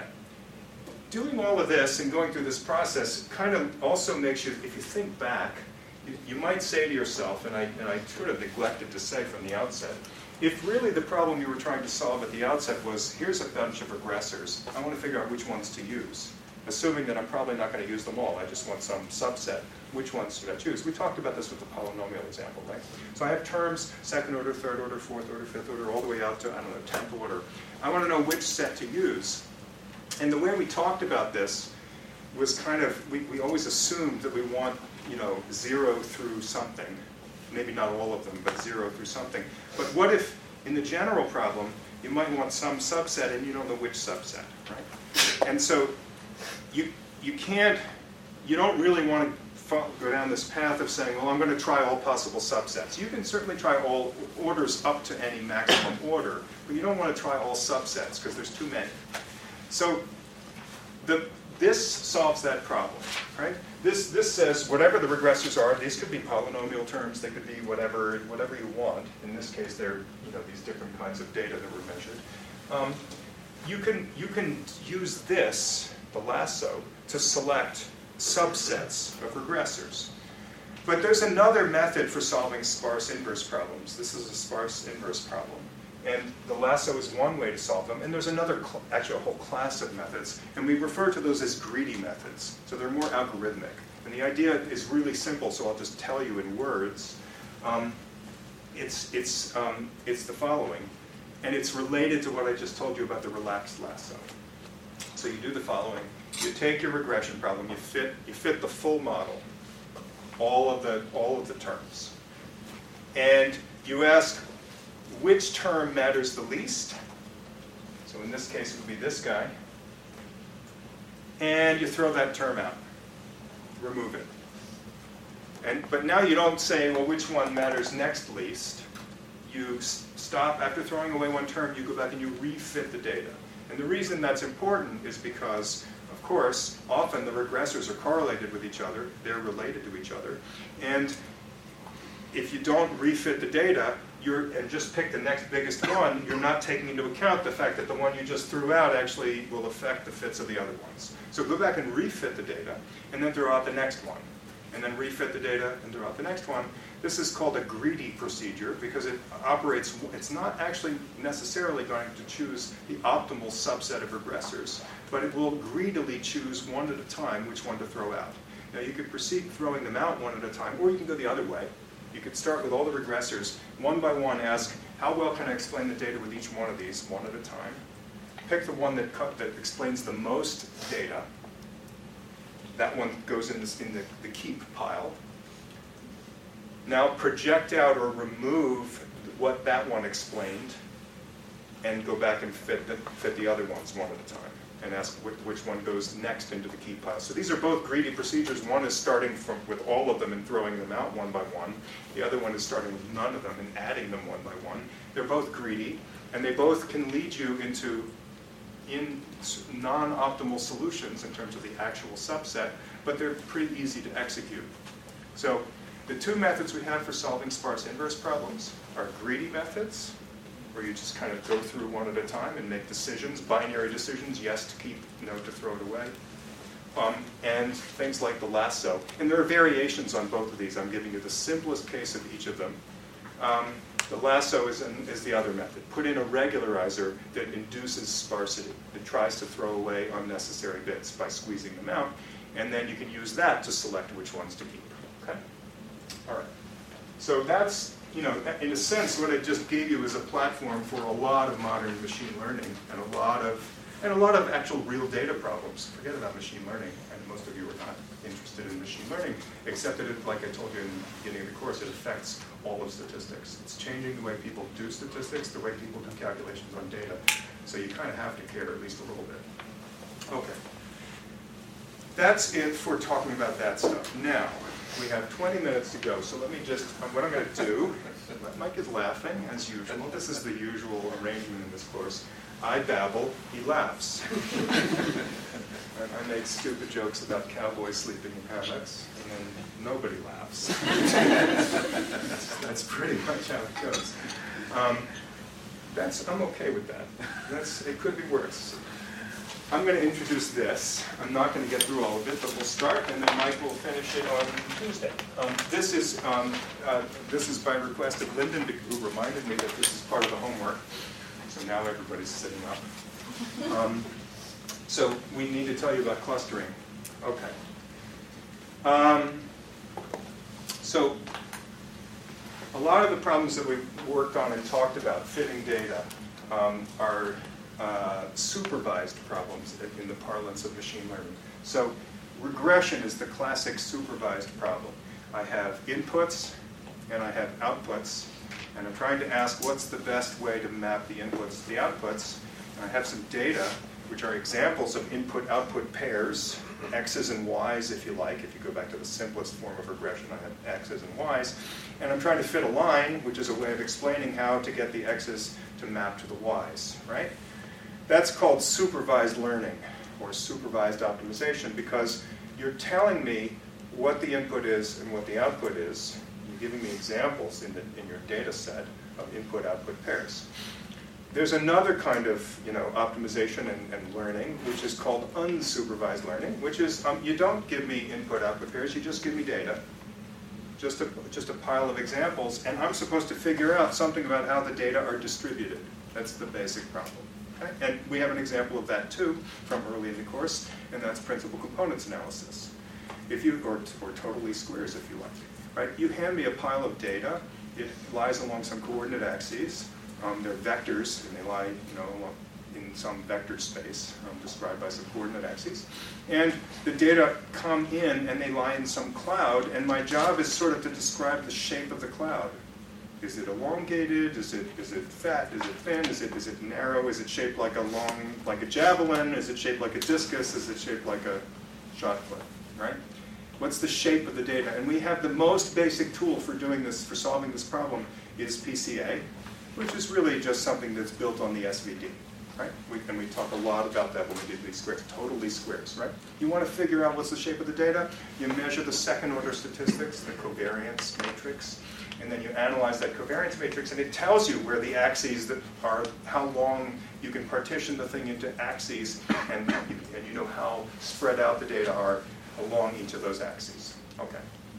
What happens if my data are not simply sitting in a clump defined by a bunch of axes and elongations? We kind of hit this repeatedly in statistics. It happens all the time. What happens if my data are actually in not one clump but two? And you know perfectly well that there's nothing that keeps you from doing PCA on any data you want. There's the calculation of finding the mean and the covariance of data in a high-dimensional space can always be done. It's only limited by the amount of data, so we've talked about that a lot in the previous chunk, right? If you don't have enough data, you'll get a crummy estimate of the covariance matrix. That's true. But apart from that, that's about data sufficiency. Apart from that, you can always compute it, right? You can compute the covariance of this. How do you do it? You take all your data points, you take your data are vectors now, labeled by n for the nth data point, and you just basically take the sum of the outer products of those data vectors with themselves, right? And you add that up, you divide by capital N, the total number of data points, and that's your covariance, right? Or your estimate of covariance, right? And what happens when you do that in data that look like this? Well, you do it, it works, but of course the elliptical description of the data is now a little bit weird, right? So the mean is maybe sitting at 0, the way that I just drew this, and the ellipse that ends up being captured by the covariance looks like that, and the implication, the way we often end up then reasoning about this and treating this, is as if the data are scattered like this, like they're Gaussian with that covariance matrix. But these are not Gaussian with that covariance matrix. These are showing up here and here. And in fact, if you do things like try to estimate, if you say, oh, well, I'll use the mean as a good descriptor of central tendency, the mean is a terrible description of these data. The mean is here. There's no data here. The mean doesn't represent anything. It actually represents something that never happened. What you really wanted, just looking at it, it's kind of obvious, is to say something more like, well, actually what's going on here is maybe there are 2 Gaussians. This is not 1 Gaussian, this is 2 Gaussians. There's one here and there's one there. And what I want is the mean of the 2 Gaussians, not the mean of the overall data set. And I ought to be able to do that automatically. I ought to be able to do that. We already solved and talked about this problem when we talked about decision and classification, right? We went through a whole bunch of stuff like this. And there we assumed that we had labels, that somebody told us that these are the A vectors and these are the B vectors. That would be supervised. If I have the supervised problem, I can go ahead and I can solve for the best way to estimate or decide between A's and B's. And if you tell me these are the A's and these are the B's, I'll go and I'll lay down the line and do the calculation, right? I can do the prototype classifier that bisects the 2 means, or I can do the Fisher linear discriminant, or I can do the SVM. We went through all these examples, right? There's no problem. That's supervised learning. Okay, now we're unsupervised. Nobody told you that there are A's and B's. You don't even know that A's and B's exist. All you have is a bunch of measurements. This is the baby wakes up in the morning. The baby doesn't know how to see. It's a newborn baby, and there's all this stuff. And the baby's visual system has to figure out what is all that stuff. And that stuff is not random. It's not like looking at white noise, or even looking like at some Gaussian distribution that's a big unimodal distribution. That stuff is complicated, and it comes in certain specialized patterns. There are things in that stuff that move together. There are things that have similar pattern and contours. There are things that occur frequently. You see a lot of them. There are some things that you never see. And the baby's brain, all of your brains, mine too, have to figure out, unsupervised, because you can't speak yet and you can't understand any language. All you get is visual input, tons of it, but it's confusing as hell. Your brain has to figure out, what is that? And what can it do? Well, it starts noticing, oh, there's some things that happen that look like this, and there's some other things that happen that look like this. Sometimes I see something pink and round in front of me, and other times I see this big white thing with spots, which is a stuffed animal that someone gave the kid. And I go back and forth between the pink white thing that seems to move, that's mom, and the big white thing with the black spots, that's my favorite dog. Dad doesn't show up too often. I'm trying to be realistic here. I have 3 kids, I'm allowed to say this. It wasn't meant to be offensive.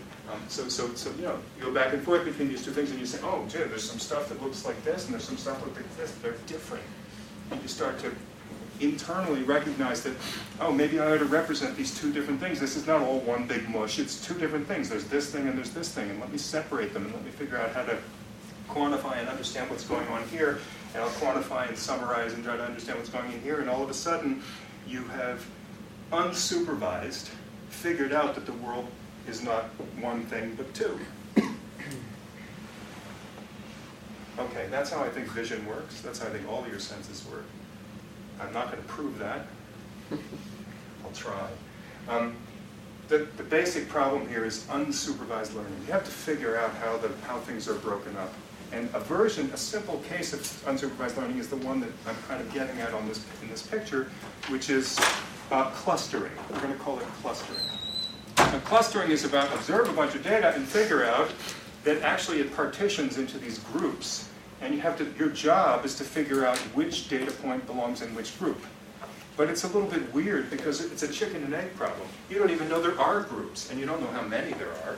So you have to sort of simultaneously figure out where are the groups and which data points belong to which group. And actually, the standard solution, the most well-known solution for these two things is basically going back and forth between those two problems.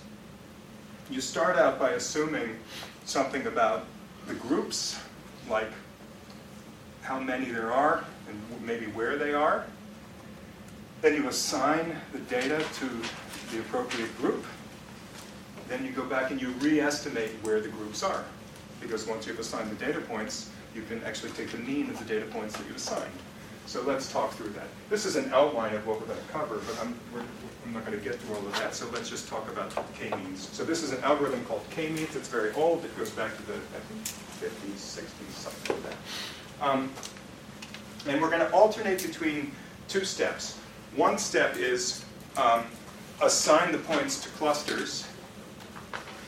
Like if you know where the center of each cluster is, and I'll talk through this diagram in a second, you have to assign the points to the best cluster for describing them. And then the second step is you have to estimate the cluster parameters, given the assignments. So what we're going to do is we really have to solve two things. We have to do the assignment and we have to solve for the parameters of the cluster. We're going to assume, underlying a lot of this is a model that says the clusters are Gaussian. So what we're going to do is we're going to sort of assume that this is, this model is called a mixture of Gaussians. Remember we told you that Gaussians are amazing and they have all these properties, and no matter how you slice or dice them, you get more Gaussians. So this is something where you combine Gaussians and you don't get a Gaussian. So a product of Gaussians is Gaussian. The marginal of a Gaussian is Gaussian.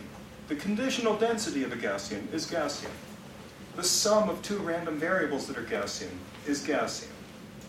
The central limit theorem tells you that the sum of a huge number of variables that are non-Gaussian, even that is Gaussian. Eventually, if you add enough of them together. But here's something that's not true. If you add together two Gaussian distributions, you don't get Gaussian, and that's kind of obvious, right? There's no way that adding together, this lump and this lump gives you something that's a single lump. It's not. I just added it together. It's two lumps. So it is not Gaussian. Just you can see it. Okay? And that's because if you multiply two exponentials with quadratic terms, then you can combine the exponents and you get something that's a single quadratic term. The product of Gaussians is Gaussian, but the sum of two exponentials with quadratic terms is not. Where by sum you mean weighted sum, meaning occasionally you sample from this and the rest of the time okay, you so sample that's from that. right. So that's the next step. So where does this come from? Why do I have a sum of Gaussians? The way we think about that in statistics and probability is that this is what's called, we're going to call it a mixture model, but the more general way to describe it is this is a hierarchical model.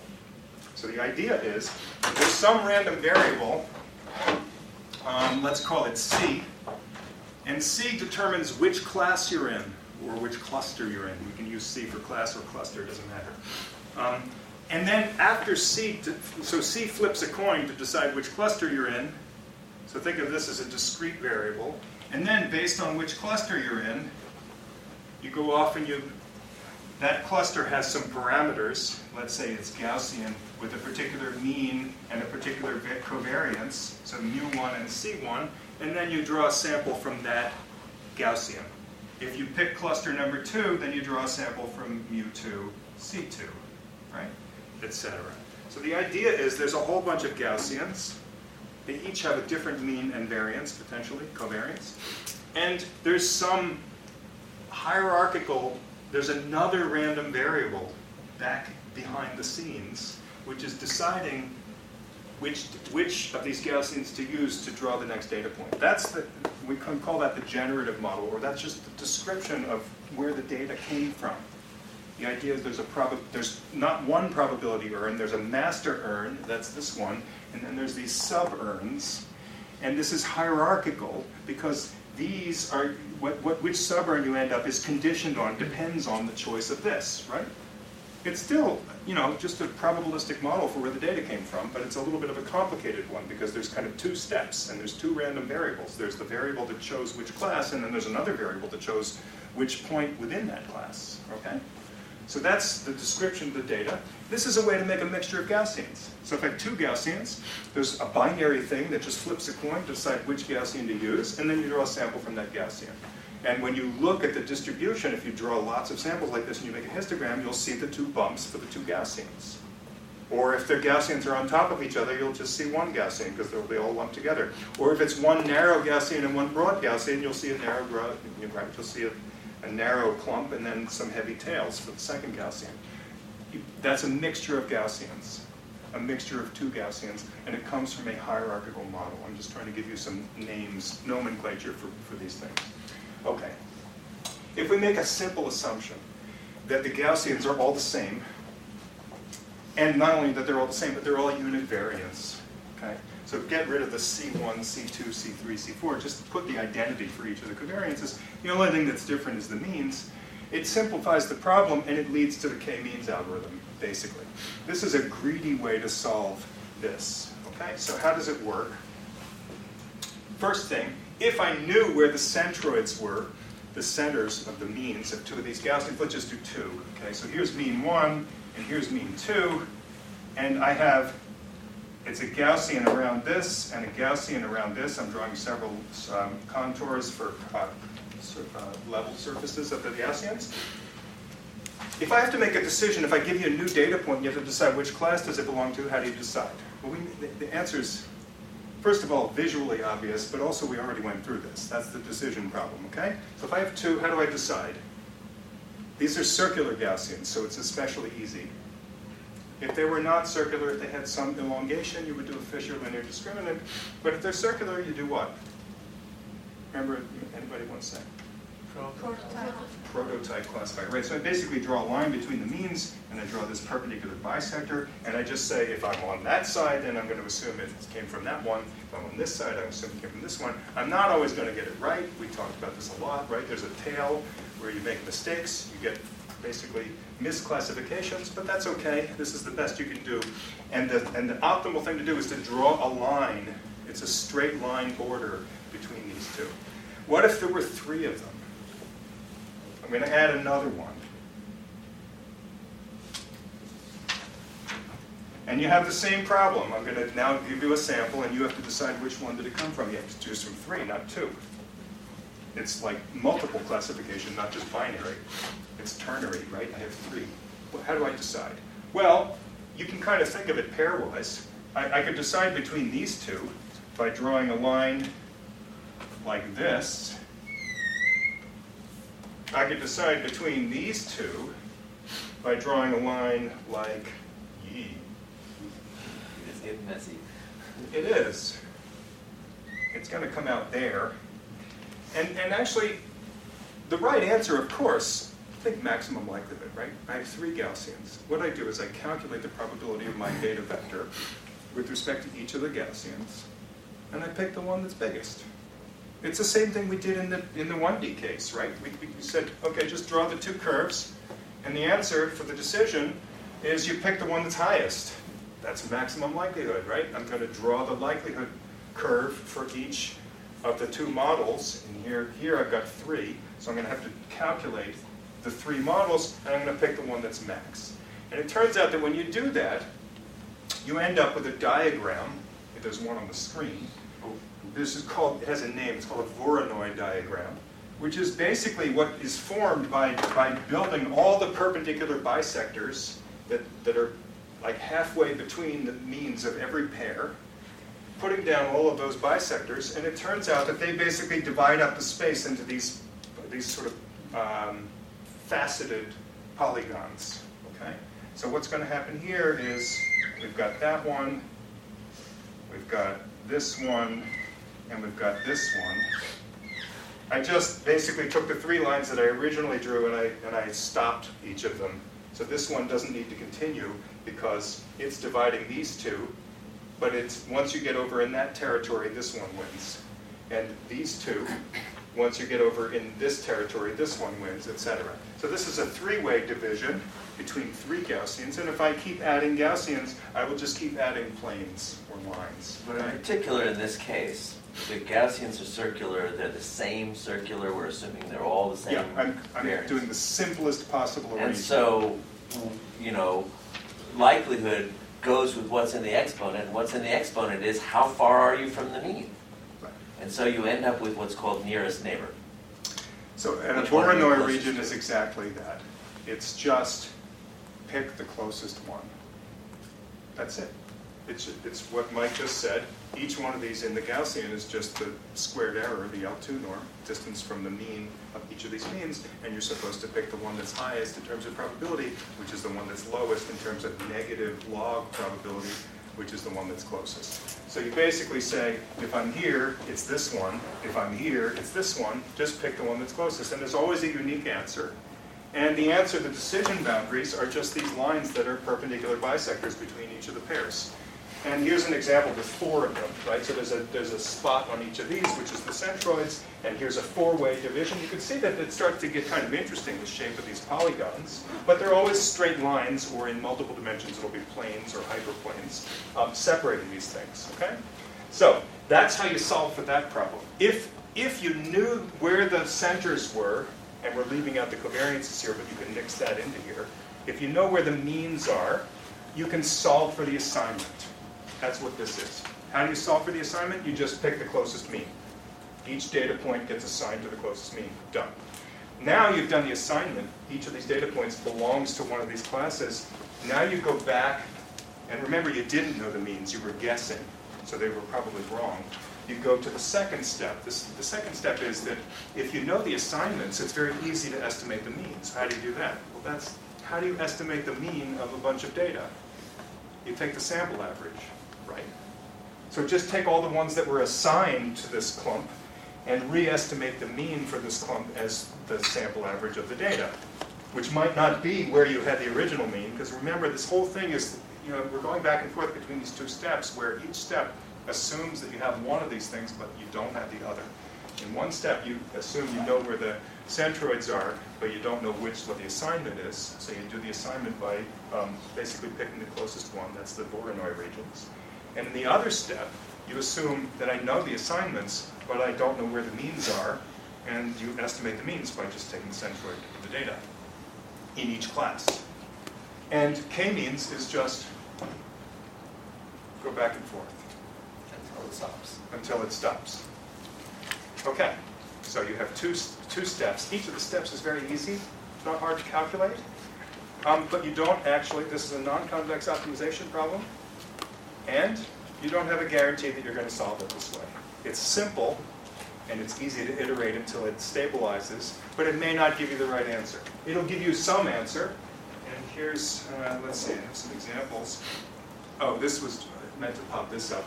It's just a little side point. Pop it up. Soap bubbles. Right. So Voronoi region, the walls between soap bubbles, when you make, those are soap bubbles, are actually like planar walls, and because of the way the physics works, they are Voronoi regions. So you're actually, there's a real world example of how Voronoi regions can get work. Okay, kind of irrelevant, but kind of fun. All right, so here's an example. Here's the three, these are, you start with guesses for what the 3 centers are. You can either just grab 3 data points at random, or you can splat down 3 points and make sure they're kind of separated, but you need some way to initialize this process. So here's 3 guesses, 1, 2, 3, red, green, blue.